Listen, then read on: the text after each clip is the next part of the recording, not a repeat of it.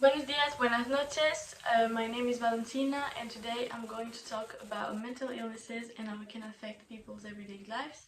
So I look there is because I'm reading my script, but I'll try my best to not read it too much. By medical definition, mental illness is, according to the American Psychiatrist Association, an health condition involving changes in emotion, thinking, or behavior. It is associated with problems functioning in society, social, work, or family activities. Examples include depression, anxiety disorders, bipolar disorder, schizophrenia, eating disorders, and personality disorders. By the way, don't judge my accent, it's not my first language. More than 1 in 8 people worldwide, over 970 million, are living with a mental disorder, according to the World Health Organization in 2022. Suicide is the fourth leading cause of death among 15 to 29 years old. Yet more than 70% of people around the world don't receive any treatment for their disorders. What could be those treatments? It could be therapy, it could be antidepressants, anxiolytics, antipsychotics, or mood regulators. In our society, these disorders are quite regarded as negatively. There's a lot of stigma around it, and for example, some people believe that people with depression are just lazy instead of sick. However, with the rise of internet, mental health is becoming less taboo. Online communities like YouTube or TikTok give people a safe space to talk about their minds. The problem with that is that it can lead to young people to wanting to become sick, to become part of the trend, when in reality it's way more complicated than just a trend, actually. But there's also like a positive aspect of that, obviously. Like for example, in France and in the UK and in the US, there are now national mental health campaigns, suicide prevention hotlines, and awareness days. So, I wanted to clarify that mental health struggles are really different for everyone, and it's really personal. That's why I'm doing this video, to share just my experience and how I live with it, and so people that may relate to it can have a point of view that maybe you didn't see on internet before, because all of our experiences are different. So I think that's a good way to share awareness, and people maybe will go to therapy after seeing my video if they relate to something, or like maybe will click that there's something wrong with them. It's not bad at all to say that, it's just a lot of people, like I said, 1 in 8 people are sick, and it's okay. It doesn't have to be taboo. I think we have to talk about it like a normal thing. It's not it's just like a sickness. It's a sickness and an illness, so we just have to talk about it more. I would say that most of the time it's based on luck, genetics, and or traumatic experiences, because genetics can impact a lot. If your family has depression antecedents, you are more likely to be depressed. And obviously, if you live through traumatic experiences, you have more chances to develop a disorder. Are we getting more and more unlucky in our society because there's more and more people that are sick mentally? Or do we just talk about it more? I personally think that it is both, because mental illness existed way before we knew it existed, like years and years and years ago, obviously. But I think the society of today makes us even more sick, so I think it's both. So as previously mentioned, these issues are completely individual. So today I would like to share my experiences in an attempt to speak to those who may feel the same way I do. So I'm going to start talking about my experiences, how I live with a mental illness, a disorder, and how it started, how we figured it out, even if it's not completely figured out yet, but there's suspicions of things. But what we know is that I'm ill. So, my journey with mental illness starts at 10, which was the first time I saw a therapist. After a few years of bullying, isolation, self-harm, and suicidal thoughts as well. I was really young, so I couldn't understand what was wrong with me. Why would I feel that way? My parents didn't understand either. Nobody understood, to be honest. It was, I felt guilty because I thought that I was maybe doing a drama or something like that, but at the same time the pain I was feeling in my head, it was like so much for a kid. So it really makes you grow up way faster than normal. There's no normal, but let's say there is normal people do. Because I had to grow up way faster than normal people to survive, because a kid's mind cannot go with this type of mental illness. It just breaks you, to be honest, and it breaks your mind. And I was so angry and sad at the world, to be honest, and I couldn't understand why. And my parents suffered a lot. I think that most of young people that have mental illnesses can relate to that. The parents suffer a lot. You suffer even more, obviously. But even after the bullying stopped, when I was like 10, 11, it was too late. It was too late, and my brain would never be the same after that, after the bullying. You know, for some people, it can feel like you can think that, oh, bullying, it's nothing. It's just a thing that happens in your life when you're young, and that's it. You have to accept it. But for some people like me, it can really destroy your whole brain chemistry. So there's no events that are not traumatic. If for you it is, then nobody can question it. Like, really, it's really important to know that. I don't have much memories from 6 to 10 years old. It is all blurry to me, and I only remember the traumatic parts.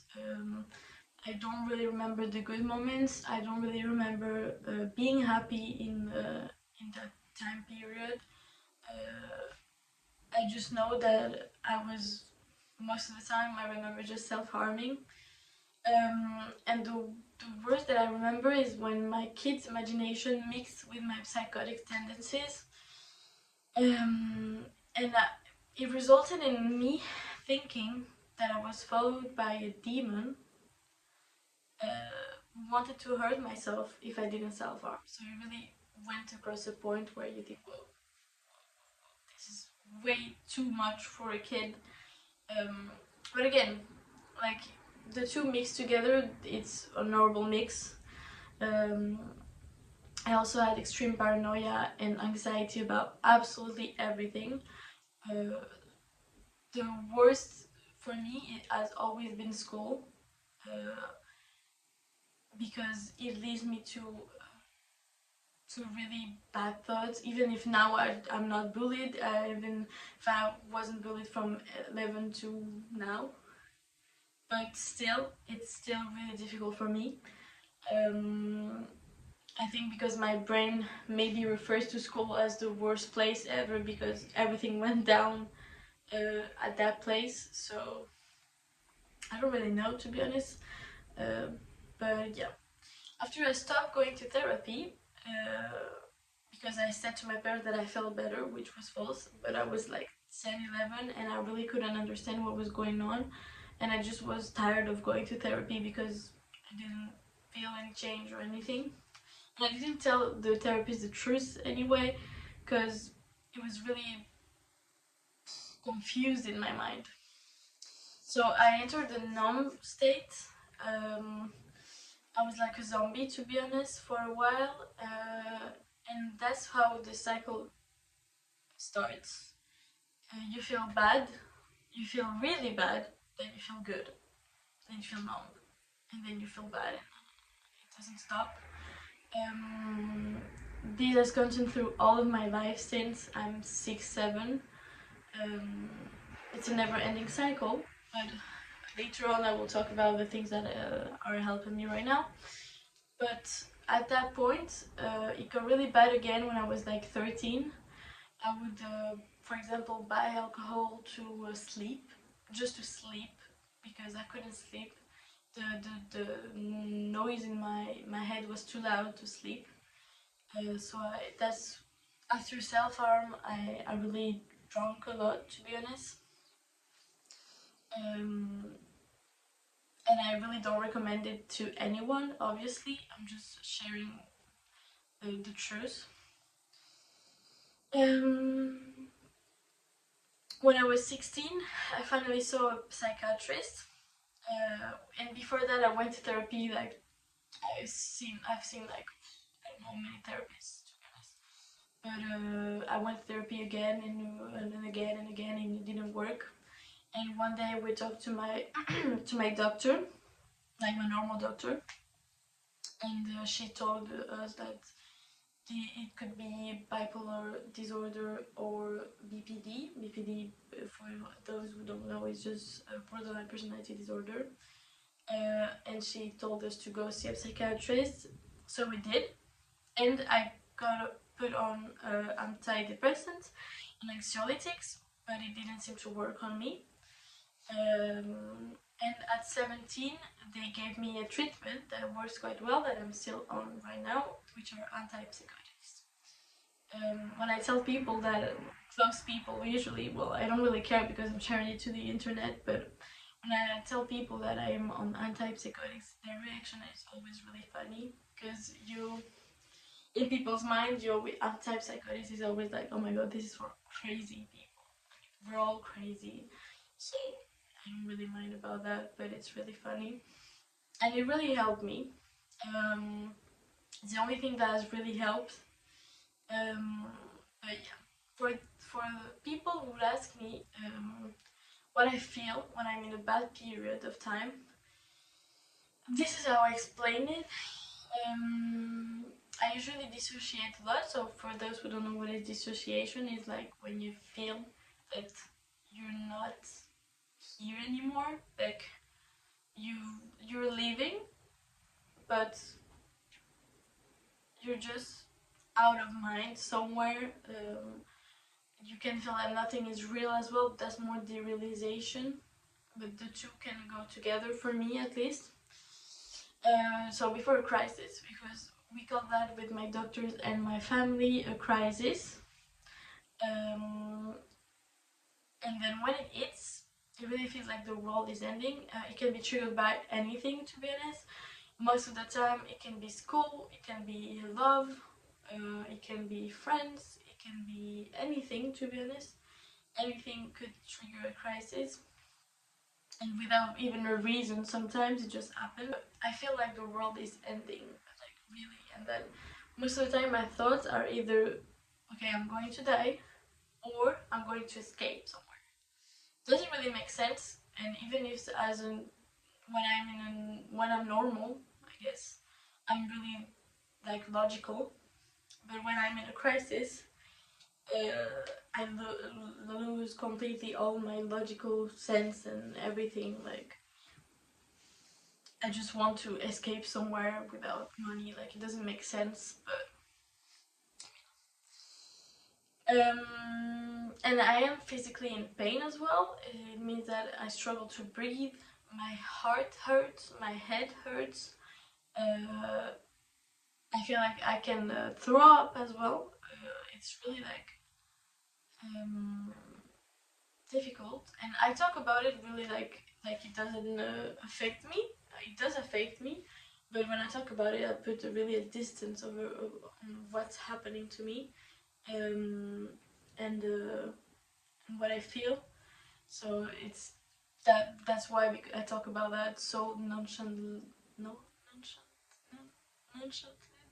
something like that. My brain never shut up, and the only thing that works are usually bad habits, so self-harm, drug use, alcohol use, things like that. Um, that's why I think I will make a video about my relationship with addiction, because when you have a mental illness, it's really sometimes, at least, and for me, it was really correlated with addiction in all different ways, and we will talk about that another day. But with the years, I've understood it more and more, and sometimes I can manage it without doing bad things, God, the world. Um, though most of the time it consumes me, and it's really like tiring, and the fact that you need to battle with your own head. It's not a fight with someone in the street that you can just eat, I guess. It's really with yourself, and that hurts, and it's really tiring as well. Um, it usually lasts no more than 24 hours, so, but it's really intense. So even if it doesn't last much, it's really intense, and it can be like in a week I could have 2, 3, 4, 5, depends. But or I don't have it for months, for example. It's not regular at all.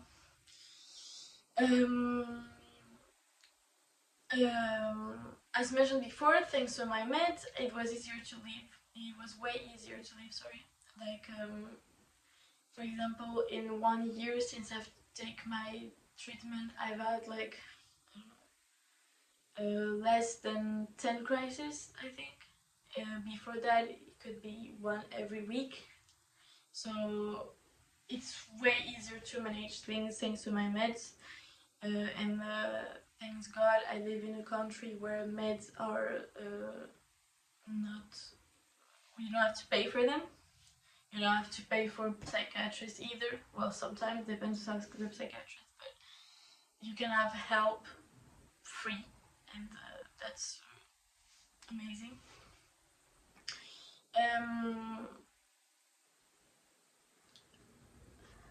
So with the meds, I can last longer in a good period, and I would say that it's a really continuous battle. But I think that to get better, you have to try new things. You have to keep trying things. It could be really hypocritical to say that myself, because sometimes I really want to give up. But life is worth living. Even if the world is cruel and very difficult to live in, especially with a mental illness, the life is worth battling for. Life is worth living. And there's things we can do, not only just treatment, but lifestyle changes such as diet, exercise, routine, and the most important for me would be passions. Drawing, writing for me, reading. There's a lot of things that can help.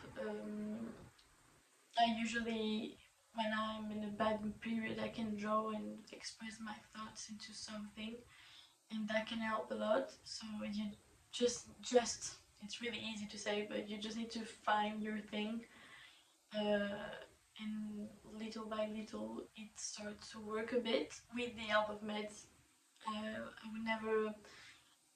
I don't say that meds is a miracle, but it's when you have a mental illness, you can stop taking your meds. That's really important for me. I know that for example, once I forgot them, just one day, it means a crisis. So I hope that later on I could survive and live happily without them. But for the moment, it's not possible. So you just have to accept it and realize that it's okay. At least I'm living, and I can be happy sometimes. And to finish this, I would say something that someone from my country said Even the darkest night will end and the sun will rise, from Victor Hugo. Thanks for listening, thanks for watching, I hope you enjoyed. It's not really something you can enjoy maybe, but I feel that it could be interesting for some people. This is my first video on this channel. I'm planning to do more, to talk about different subjects. If you want me to talk about anything else, if you have questions, you can absolutely write them down and ask them to me. So yeah, thank you very much, and see you soon, I guess.